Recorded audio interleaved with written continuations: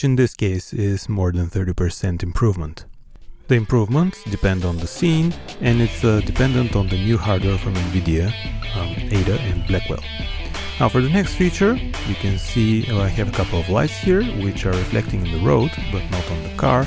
So I'm going to add them in the include-exclude list, and you can see that the contribution now is only on the car instead of the road.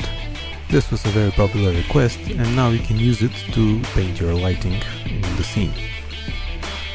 Let's reposition the camera so that we can see some more light sources, and I'm going to maximize the UI, enable the lens effects, and particularly toggle the bloom all the way down, and just observe the different settings for the lens glare.